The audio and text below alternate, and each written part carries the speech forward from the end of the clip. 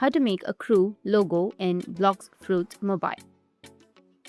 So if you want to make a crew logo in Blox Fruit, then what you need to do is first you just need to simply open up your Roblox application, or you just need to simply go back and then open up your browser and go with the official website of Roblox.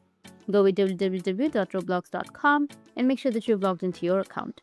Now you just need to simply go with the create section, which will be in the top. Now once you click on create, you want to go with the dashboard option.